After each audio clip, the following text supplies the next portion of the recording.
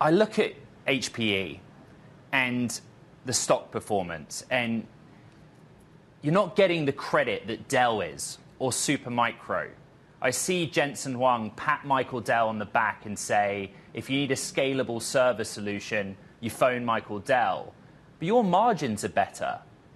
Are you finally starting to get some credit for the role you're playing in the AI infrastructure build-out?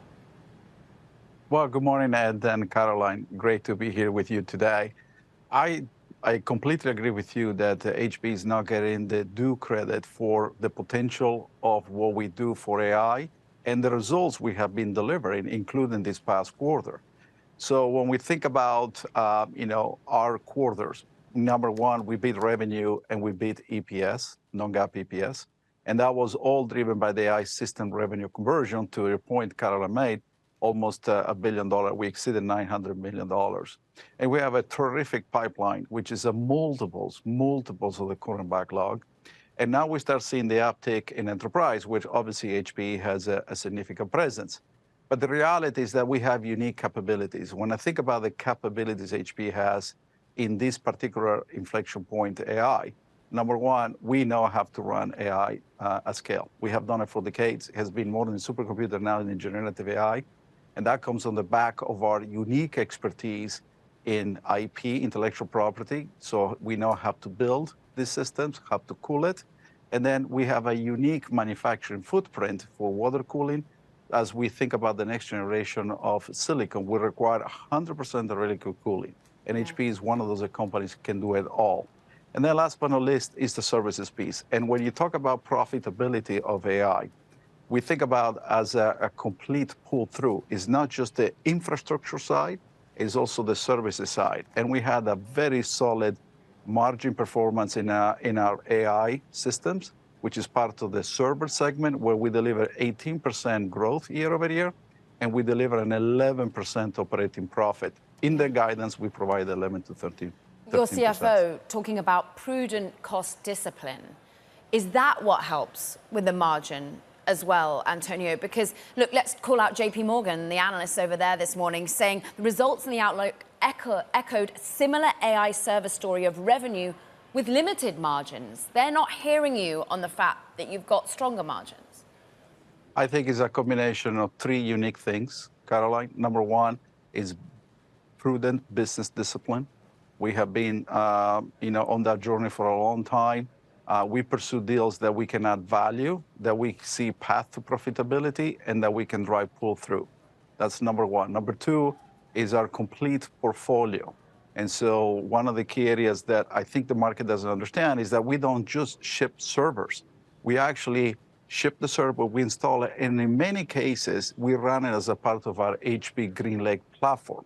And that includes an enormous amount of services. That's why you see HPE GreenLake also growing rapidly.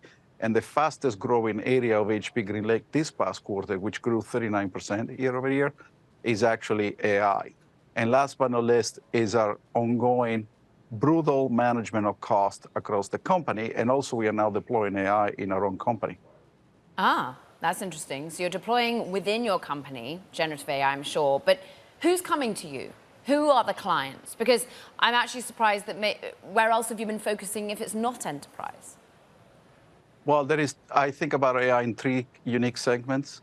Number one, obviously, is what I call the model builders. These are the people who are building the models and need an enormous amount of accelerated compute to train the models, from hundreds of billions of parameters to now obviously a trillion plus parameters. And in that, we also mentioned yesterday that Microsoft is extending the Azure AI cloud to HPE infrastructure and to serve the clients. And one of the clients just happened to be OpenAI. So that's a great example of it. But there's also other service providers like Scalewell in France and many others we support. That's one segment. And obviously, that's where a lot of the demand has been. The second segment, which is growing now, is actually sovereign cloud. And the third is enterprise. Antonio, there is an interesting tension happening in your industry and with your partners. Lisa Su and AMD and Jensen and NVIDIA principally have the GPUs and CPUs, right? But they want to be systems vendors. And so in the context of a server, there's not a lot left over after that but they don't have the experience in the sales channels that you guys operate in. Businesses big and small, enterprise. How are you able to convince your investors that you can all grow together when you know that the biggest partners on the tech side want to do more stuff themselves? Yeah, and we have obviously decades of experience in doing so. I think it's multiple things. Number one, obviously, we work with them to make sure their IP with our IP deliver a better experience and a better performance. And so we co-engineer a lot of things. And going to see here with NVIDIA, in particular at HPE Discover in Las Vegas, an enormous amount of innovation we're bringing to the market. So I hope you can join us and take a look at that. But also with AMD, obviously, we have long-standing relationship. In fact, some of the large supercomputers with the Department of Energy has been built together with AMD. What we will bring is the infrastructure expertise. So it's not just the silicon built in a server, and you and I were chatting before the call. It's actually about the whole infrastructure. And in that, now we have unique IP when it comes down to air-cooled, mixed cooling, and direct liquid cooling. That's very hard to do. Second piece, you need the manufacturing capability to do so. HPE today has one of the largest water-cooled manufacturing footprint in the world. Okay. And as you follow the roadmap, that will be necessary. And last but not least, obviously, is the services piece, because this system requires a lot of maintenance and a lot of kind of TLC, if you will, and HPE knows how to do that at scale.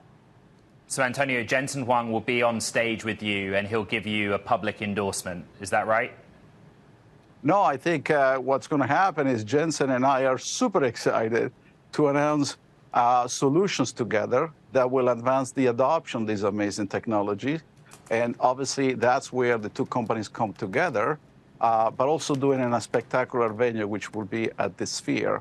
And so the way we're going to showcase all that innovation is going to be very engaging and I think, the first of a kind.